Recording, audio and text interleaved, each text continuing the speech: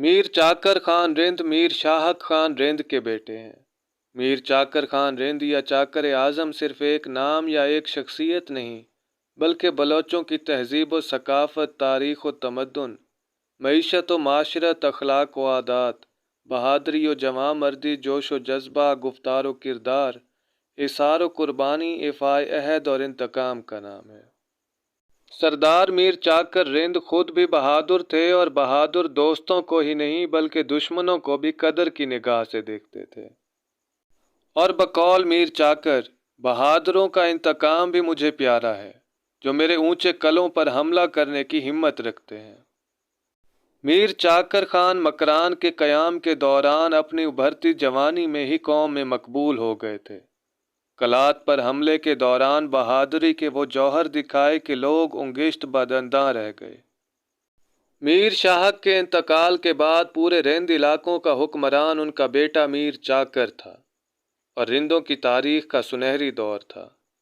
لیکن اس دور کا اختتام اتنا تاریک اور عبرت انگیز ہے کہ میر چاکر کے آخری دور میں نہ صرف رند بلکہ پوری بلوچ قوم اس طرح منتشر ہوئی کہ آج تک دوبارہ اکٹھی نہ ہو سکی۔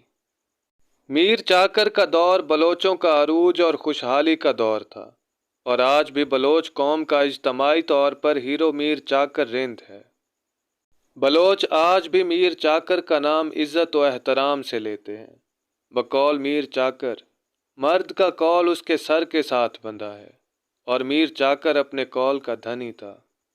اپنے قول کے مطابق ایک مالدار عورت گوہر کو امان دی اور اس کی حفاظت کے لیے جان کی بازی لگا دی، اور اپنے ہی بھائیوں لاشاریوں سے جنگ کی جو 30 سالہ کشت و خون میں بدل گئی، اور یہی جنگ کئی نامور رند اور لاشاریوں کو خاک و خون میں نہلا گئی، جن میں میر چاکر کے 2 نوجوان بھائی بھی شامل تھے۔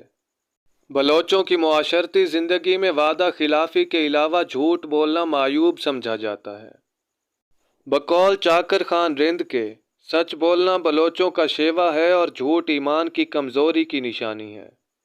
بلوچ معاشرے میں جو کوئی جھوٹ بولے اور وعدہ خلافی کرے تو ان کا معاشرے میں کوئی مقام و عزت نہیں، اور ان کی نظر میں وہ شخص زندہ نہیں بلکہ مردہ ہے۔ اور رندوں کی ایک کہاوت ہے کہ مرے ہوئے رند کو کوئی راستہ نہیں ملتا، دونوں طرف سے ان کی زندگی اسیر ہے۔ بلوچ لوگ عورتوں اور بچوں پر کبھی ہاتھ نہیں اٹھاتے۔ مہمان اور مہمان نوازی بلوچ معاشرے کا ایک لازمی حصہ ہے، اور مہمانوں کو خدا کی نعمت سمجھتے ہیں۔ سردار چاکر خان رند کی تاریخ پیدائش کی مختلف روایات ہیں۔ ان میں سب سے زیادہ معتبر 1468 ہے، اور جب قلات کو 1486 میں فتح کیا تو اس وقت سردار چاکر کی عمر صرف 16 سال تھی، اور سال 1488 میں سبی پر قبضہ کیا، اور اسی سال میر شاہک وفات پا گئے، اور رند اور لاشار کی 30 سالہ جنگ کا آغاز سال 1489 میں شروع ہوا، جس سے بلوچ قبائل انتشار کا شکار ہونے لگے، اور پھر تمام بلوچ قبائل کا جرگہ بلایا گیا، جس میں متفقہ سرداری کا ترا جتوئی قبیلے کو ملا، اور بلوچ قبائل کے نائب امیر عظیم جنگجو، فاتح ہندوستان اور جتوئی قبیلے کے سردار میر بجار خان میروانی نواب آف قلات مقرر ہوئے۔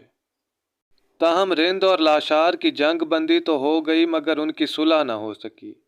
1519 کے آخر میں ایک بار پھر تمام بلوچ قبائل کا جرگہ بلایا گیا، جس کا مقصد صلح نہ کرنے والے قبیلے کے خلاف اعلان جنگ کرنا تھا۔ تاہم میر چاکر خان نے بغیر کسی قصاص لینے کے جنگ بندی کا اعلان کرتے ہوئے لاشار قبیلے کے ساتھ دشمنی ختم کر دی، اور اس بڑی اور نہ ختم ہونے والی جنگ کا 1519 میں اختتام ہوا۔ 1520 میں میر چاکر خان اپنے بھانجے اور داماد میر بجار خان کے بڑے بیٹے میر نوتک خان کے ساتھ ملتان روانہ ہوئے، اور میر بجار خان کی ملکیتی ہندوستان کی بڑی کاروباری بندرگاہ میروانہ کی سرپرستی اپنے نواسے میر لوہار خان کو دی، اور اس کے اطراف کی ساری جاگیر میر نوتک خان کے حوالے کر دی، اور 1523 میں مستقل طور پر موجودہ پاکستان کے ضلع اوکاڑا کے ایک قصبہ ست گھرا میں قیام کیا، اور 1555 میں میر بجار خان جتوئی کی سرپرستی میں ہمایوں کے ساتھ دہلی پر حملہ آور ہوئے اور شیر شاہ سوری کے جانشینوں کو شکست دے کر دہلی فتح کیا۔ 1565 میں یہ عظیم قائد اس دنیا فانی کو چھوڑ کر خالق حقیقی سے جا ملے اور بمقام ست گھرا میں دفن ہوئے، جہاں ان کی قبر آج بھی موجود ہے۔ امید کرتا ہوں کہ آپ کو آج کی ہماری یہ ویڈیو پسند آئی ہوگی۔ اگر ویڈیو اچھی لگی ہو تو اسے لائک کیجیے اور ہمارے چینل کو سبسکرائب کیجیے تاکہ اس طرح کی مزید ویڈیوز آپ تک آسانی سے پہنچتی رہیں۔ اپنا اور اپنے پیاروں کا خیال رکھیے۔ اللہ نگہبان۔